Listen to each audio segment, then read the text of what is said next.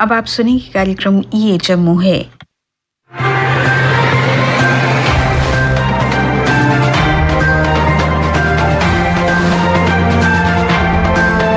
श्रोताओं नमस्कार, कार्यक्रम ये जम्मू है में आप सबका स्वागत है।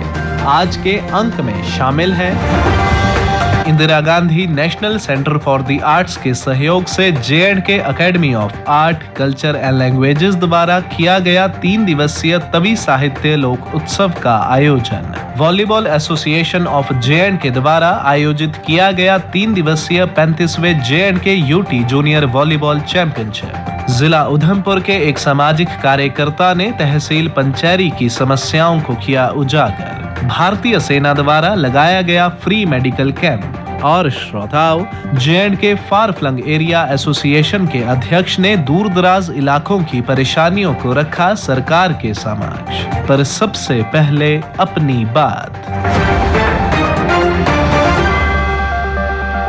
जिस प्रकार रंगारंग फूलों से गुलो गुलजार गुलशन अपनी बेमिसाल खूबसूरती हर किसी के दिलो दिमाग में ताजगी भर देता है, ठीक उसी प्रकार हमारा देश भारत विभिन्न धर्मों और संस्कृतियों का गहवारा है, जो भारत माता के विशाल आंगन को शोभाशाली बनाता है। जिस तरह कुदरत के दस्तूर के मुताबिक बाग बगीचे अपने अंदर रंग बिरंगे फूलों को फूलने फलने का सामान अवसर देते हैं, वैसे ही हमारे देश का संविधान समस्त नागरिकों को अपने अपने धार्मिक आस्था विश्वासों के साथ पूजा पद्धति, रहन सहन या स्वधर्म पालन की स्वतंत्रता देता है। लेकिन संविधान देशवासियों से स्वधर्म पालन के साथ साथ देश धर्म और राष्ट्र धर्म पालन की जिम्मेदारी या फर्ज पूरा करने की मांग भी करता है। हमारे संविधान ने हमें जहां मौलिक अधिकार दिए हैं, वहां उनके साथ मौलिक कर्तव्य भी जुड़े हुए हैं। इस समय देश भर में 18वीं लोकसभा के चुनावों का बिगुल बज चुका है और लोकसभा के चुनाव परिणाम आने के बाद आने वाले 5 साल के लिए देश की नई सरकार बनेगी, जो देश की प्रगति, विकास और सुरक्षा की जिम्मेदारी संभालेगी। इसलिए हर देशवासी इस समय आने वाली सरकार की परिकल्पना कर रहा है और अटकलें भी लगा रहा है। लेकिन आने वाली सरकार के निर्माण में हमें अपना अपना हिस्सा डालना है। ये हिस्सेदारी करना हमारा राष्ट्र धर्म भी है और मौलिक कर्तव्य भी। इस दायित्व को पूर्ण किया जा सकता है हर एक वोटर द्वारा अपना वोट डालकर। श्रोताओं, आप जानते हैं कि राइट टू वोट हमारा संविधान प्रदत्त मौलिक अधिकार है, परंतु इसके साथ जुड़ा हुआ मौलिक कर्तव्य है कि अपना अपना वोट जरूर डालें, ताकि आने वाले 5 साल तक हम अपना सीना ठोक कर कह सकें कि हम सरकार के निर्माण में अपनी भागीदारी कर चुके हैं।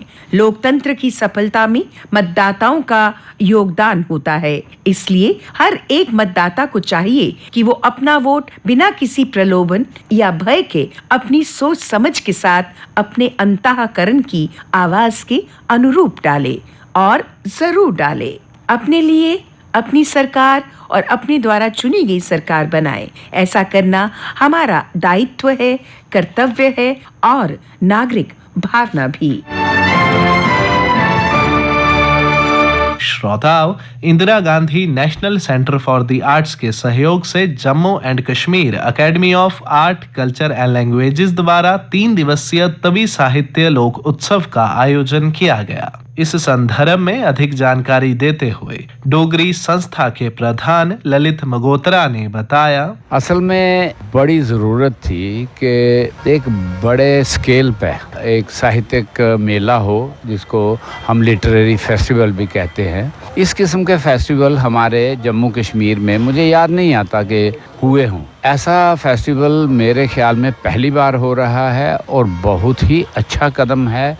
मैं तो ये चाहूँगा कि ये हमारा एनुअल अफेयर होना चाहिए, हर वर्ष ऐसा होना चाहिए। इसमें एक तो बाहर का जो साहित्य है वो जम्मू तक पहुंचता है। जम्मू के डोगरों, कश्मीरियों, उर्दू वालों के पास, गोजरी, पंजाबी वालों के पास, साथ ही जो जम्मू का साहित्य है वो सारी दुनिया तक पहुंचता है। इधर के जो अच्छे लेखक हैं, जो जाने माने लेखक हैं, जिनका सिर्फ जम्मू में ही नहीं, जम्मू से बाहर भी नाम है, उनके साथ बातचीत होती है, इंटरेक्शन होती है, लोगों को पता लगता है, जो ऑडियंस है उनको समझ आती है ये कैसे लोग हैं, ये कैसे लिखते हैं, इनके लिखने की क्या प्रोसेस है। किताबों का मेला लगता है, उसके स्टॉल्स लगते हैं, लोगों को पता लगता है कौन कौन सी किताबें छपी हैं। मैं आपको ये बता दूं कि जो कम्युनिटी या जो कौम अपने साहित्य और अपनी कला के प्रति जागरूक होती है, उसके बारे में जानती है, वही दुनिया में फलती फूलती है, वही दुनिया में सबसे आगे चलती है। तभी साहित्य लोक उत्सव के बारे में अकेडमी के Gojri editor cum cultural officer doctor Shahnawaz Chaudhary ने बताया। बहुत खुश हूँ कि हम जम्मू में जो है पहली बार जो है इस तरह का लोक उत्सव, इसमें सबसे बड़ी बात जो है इसका मकसद इस सारे इवेंट का ये है कि जम्मू में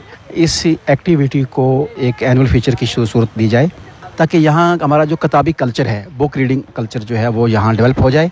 कश्मीर में बहुत ज़्यादा है, तो जम्मू में भी इस तरह से होना चाहिए, ताकि हर साल हम ये एक एनुअल फीचर करें और इसमें बुक फेयर हो, लोग किताबों को ख़रीदें, पढ़ें और नई जनरेशन जो है वो इसके साथ इंटैक्ट हो, जुड़ें लोग। ये सबसे बड़ी खुशी है और मेन पर्पस जो है इसके ऑर्गेनाइज़ करने का वो यही है। तो हम चाहते हैं कि ये जम्मू में हमारे यहाँ बुक जो रीडिंग है ये बढ़े कल्चर, यहाँ बहुत कम था, इस तरह से चीज़ें बहुत कम पढ़ी जाती हैं हमारे यहाँ। तो इस तरह की चीज़ों से एक जो हमारी नई नस्ल है, जो हमारे कॉलेजेस और यूनिवर्सिटीज़ के बच्चे हैं, उनकी ग्रूमिंग होती है, वो किताबों के साथ जुड़ते हैं, अपनी संस्कृति के साथ जुड़ते हैं, जम्मू के इतिहास के साथ जुड़ेंगे, जम्मू के कल्चर के साथ जुड़ेंगे, उन्हें अट्रैक्शन मिलेगी। तो ये हमारा ये अटैम्प्ट है, हमारे जो सेक्रेटरी साहब हैं भारत सिंह मनाज साहब, ये उनका विजन है कि हम जम्मू के लिए जो है ये इस तरह का फीचर जो है शुरू करते हैं और उसको हम एनुअल सूरत में कन्वर्ट करते हैं हर साल, ताकि एक बड़े पैमाने पर जो है हमारा जो मास है, यानी यूथ का भी और सीनियर लोगों का भी, वो जुड़ के इसके साथ जो है वो आगे की तरफ चले। वॉलीबॉल एसोसिएशन ऑफ जे.एंड.के के द्वारा एमए स्टेडियम में 3 दिवसीय 35वें J and K UT junior volleyball championship का आयोजन किया गया। इस संबंध में जानकारी देते हुए एसोसिएशन के एक सदस्य ने बताया, इसमें तकरीबन हर डिस्ट्रिक्ट जो जम्मू कश्मीर में पड़ता है यूटी में, वहाँ के डिस्ट्रिक्ट की वॉलीबॉल के बॉयज़ एंड गर्ल टीम सभी तकरीबन 30 टीमें 19 बॉयज़ सेक्शन में और 11 जो है गर्ल सेक्शन में आई हैं। और ये 3 दिन का चैम्पियनशिप है। इसमें वॉलीबॉल एसोसिएशन का मैंडेट है कि यूटी लेवल जो इवेंट करवाता है 2 करवाता है, एक सीनियर्स के लिए और एक जूनियर्स के लिए। जूनियर से हमें ये तवक्को रहती है कि हमारे जो आने वाले कल में ये हमारे अच्छे खिलाड़ी बने और इनका काफ़ी पोटेंशियल होता है। तो इसी मुद्दे के साथ वॉलीबॉल एसोसिएशन जो है 2 इवेंट स्टेट लेवल करवाती है। अभी हमने एक कपवाड़ा में सीनियर का करवाया था, उसमें 21 टीमें जम्मू कश्मीर के 20 डिस्ट्रिक्ट्स हैं मेन सेक्शन में आई थी और एक जम्मू कश्मीर पुलिस की टीम वो भी उन्होंने पार्टिसिपेट किया था। और ये दूसरा फेज़ है हमारी, जिसमें हम ये 35वां JK UT junior boys and girls championship यहाँ जम्मू में करवा रहे हैं। इस चैंपियनशिप के बारे में अपने विचार रखते हुए जम्मू म्युनिसिपल कॉरपोरेशन के म्युनिसिपल कमिश्नर राहुल यादव ने कहा, हमारे एमए स्टेडियम में जो बॉलीवुड एसोसिएशन द्वारा यहाँ पर एक जो है वो कंपटीशन कराया गया, उससे यहाँ पर फाइनल मैचेस थे और इसमें 19 टीमों ने बॉयज़ कैटेगरी में और 11 टीमों ने गर्ल्स कैटेगरी में पार्टिसिपेट किया। ओवर द पीरियड ये इवेंट हुए और बहुत ही अच्छी तरीके से इसको यहाँ पर ऑर्गेनाइज कराया गया। इसके लिए मैं जो ऑर्गेनाइज़र हैं उनको भी जो है, जितने भी हमारे मेंबर्स हैं एसोसिएशन के, उनको सबको बधाई देता हूँ और उसके साथ ही जितने भी जो प्लेयर्स हैं उनको भी बेस्ट विशेस देता हूँ कि आगे जाकर और भी अच्छा परफॉर्म करें। जिला उधमपुर के एक सामाजिक कार्यकर्ता संतोख सिंह ने तहसील पंचैरी के लोगों की समस्याओं को उजागर करते हुए बताया, 3-4 चीजें जो हमारे पहाड़ी इलाका है, बड़ा दूर दराज का इलाका है, इस बार वैसे भी जो सर्दी का मौसम होता है वो बड़ा कम हुआ, बर्फबारी भी कम हुई है। नेक्स्ट जो आने वाली जो गर्मी है हमारी जो स्टार्ट हो गई है, इसमें पानी की किल्लत भी आ सकती है। लेकिन मेरा आपसे या आपके माध्यम से गवर्नमेंट से अपील करने का जो मकसद था वो ये था कि हमारा बहुत दूर दराज के पहाड़ी इलाके हैं। मेरा पंचैरी तहसील या मोंगरी तहसील दोनों तहसीलें ले लो, ये बहुत पहाड़ी है।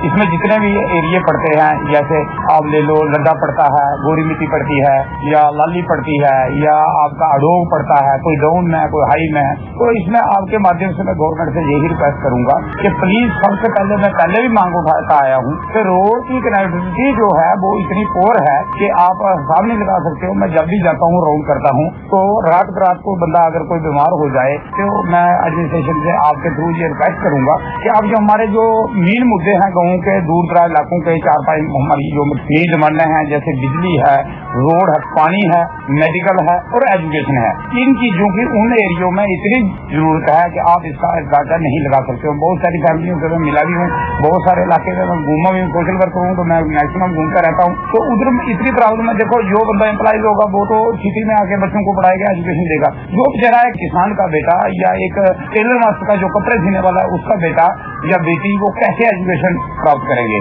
दूसरा जो बीमारी की हालत जो गाँव के अंदर इतनी ज्यादा प्रॉब्लम है, आप सोच नहीं सकते हो कि उन लोग, कुछ लोग तो मैंने ऐसे देखे जिनके पास किराया नहीं होता है शहर में इलाज कराने के लिए आने के लिए, तो प्राइवेट की तो आप बात ही पूछो, पैसा फीस कहाँ से करेंगे। तो मेरी आपके माध्यम से गवर्नमेंट से यही रिक्वेस्ट रहेगी कि 4-5 जो हमारी मूलभूत सुविधाएं हैं इनके ऊपर फोकस किया जाए। मैं गवर्नमेंट से और माननीय एलजी साहब से यही रिक्वेस्ट करूंगा कि आप खासकर इन इलाकों की ओर ध्यान दीजिए। भारतीय सेना द्वारा गांव तरोटी में फ्री मेडिकल कैंप का आयोजन किया गया। इस मौके पर लोगों को संबोधित करते हुए एक सेना के अधिकारी ने कहा, सेहत और पढ़ाई लिखाई की तरफ थोड़ा सा झुकाव रखते हुए आप लोगों के लिए कुछ सामान, किताबें, ज़रूरी दवाइयाँ जो आपको रोज़मर्रा की ज़िंदगी में ज़रूरत पड़ सकती है, वो दवाइयाँ हम आप सभी को देना चाहते हैं। साथ ही साथ हमने कुछ यहाँ पर किताबें जो उर्दू, यहाँ की लोकल लैंग्वेज जो आप लोगों की लैंग्वेज है उर्दू में, और जो उर्दू से हिंदी भी अगर आपको सीखने में मदद करे, आपको, आपके बच्चों को पेंसिल, नोटबुक, ये सब भी हम आपको देना चाहते हैं, ताकि आप साथ ही साथ, क्योंकि इधर उधर आपकी कम्युनिटी हमेशा चलती फिरती रहती है, चराने की तरफ पशुओं के साथ चलते हैं, तो पशुओं को भी देखभाल, उनको भी याद मद्देनज़र रखते हुए उनके लिए भी कुछ ज़रूरी दवाइयाँ जो आपको बेसिकली, अगर किसी को पशुओं को बुखार है तो उसके लिए दवाइयाँ, ऐसी बेसिक दवाइयाँ, हड्डियों के लिए कैल्शियम की दवाइयाँ होगी, मल्टीविटामिन दवाइयाँ होगी, विटामिन सी की दवाइयाँ होगी, जो आपको कभी ना कभी आप डेली भी खाएं तो आपको परेशानी ना हो।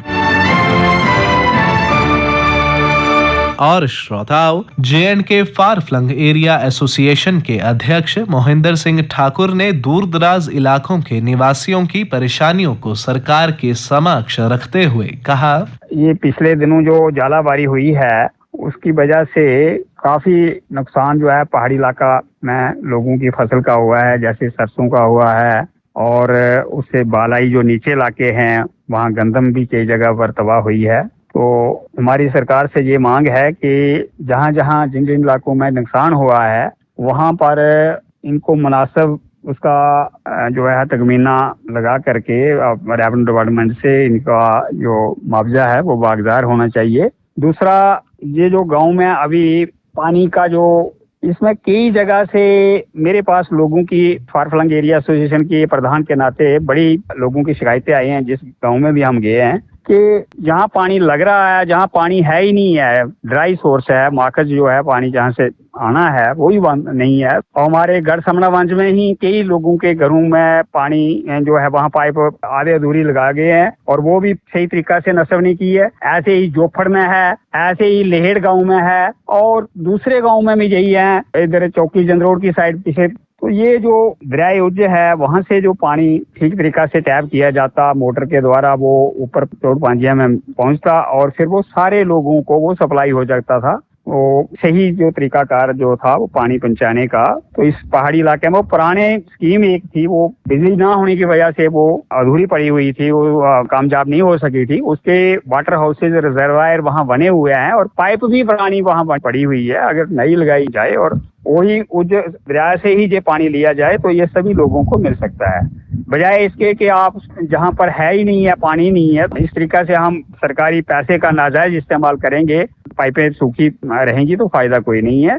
ये मेरी सरकार से ये है कि ये जो काम, करोड़ों रुपए का जो काम जो है लोगों की सहूलत के लिए सरकार दे रही है, तो इसका सही तरीका से जो ये डिस्ट्रिक्ट डेवलपमेंट कमिश्नर जो है और तहसीलदार जो वहाँ के जो है, जो BDO साहब जो हैं, ये सारे एक कंप्रेहेंसिव एक मॉनिटरिंग करें इसकी, और ठीक तरीका से तब तक इनके बिल जो है वागजार नहीं किए जाए जब तक कि ये सर्टिफिकेट वहाँ से डिस्ट्रिक्ट डेवलपमेंट कमिश्नर साहब नहीं देते हैं कि ये ठीक काम हुआ है, और लोगों की भी पूरी सुनवाई होनी चाहिए। दूसरा, ये जो बिजली जो है वो पहाड़ी इलाका में जो लगाई जा रही है, तो इसका भी शेड्यूल जो है वो शाम को बंद किया जाता है। जब खाना खाना होता है तो बिजली मिलती नहीं है, नादार्द हो जाती है, और फिर जो आती भी है उसको ढूंढना पड़ता है, इतनी कम वोल्टेज है। तो ये कम से कम पीक आवर्स, जब खाना खाने का टाइम होता है, जब रात को जब जरूरत होती है उस वक्त मिलनी चाहिए। दिन को अगर नहीं भी आती है, गाँव में कोई इतना कारखाने नहीं चल रहे हैं वहाँ पर जहाँ वो अलग से बिजली कोई कनेक्शन है कमर्शियल, तो वो अलग बात है। इस तरीका से पहाड़ी और ग्रामीण इलाके की ये सारी ध्यान होना चाहिए। दूसरा, ये किराया जो है वो मनमानी है। कोई किराया का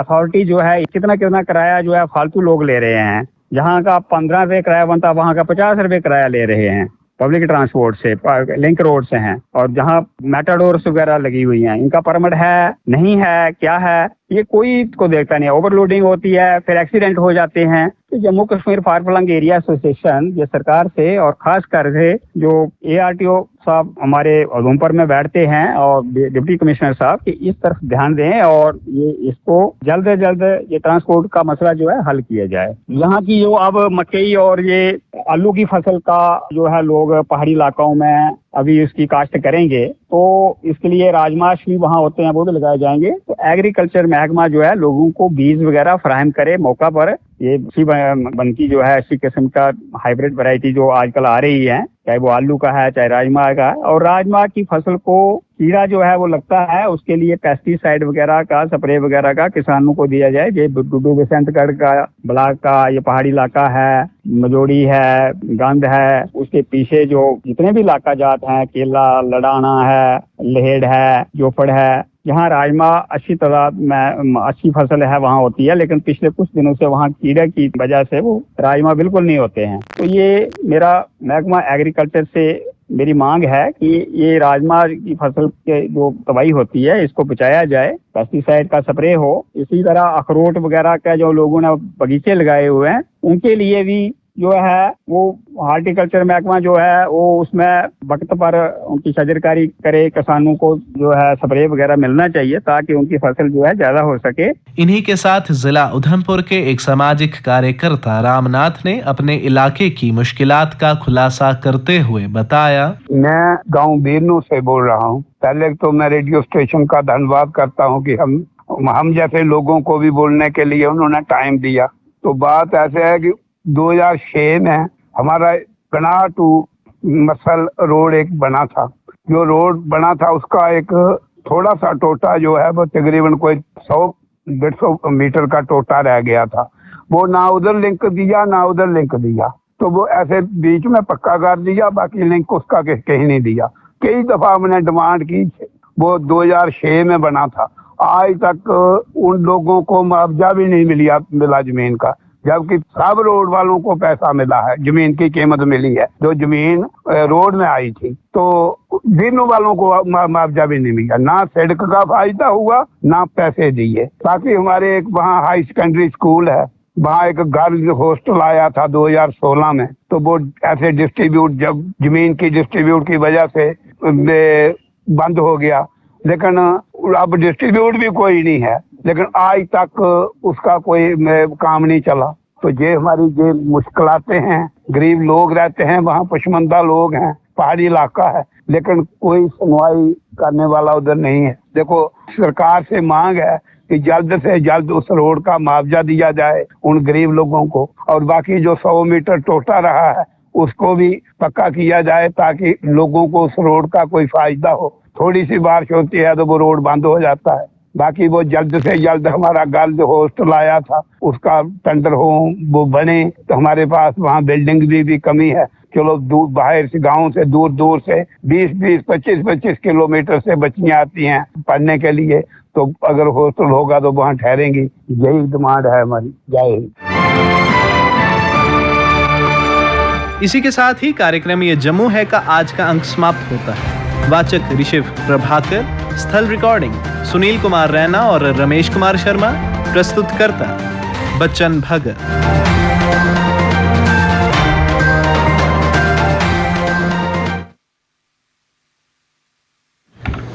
आप सुन रहे थे कार्यक्रम ये जम्मू है।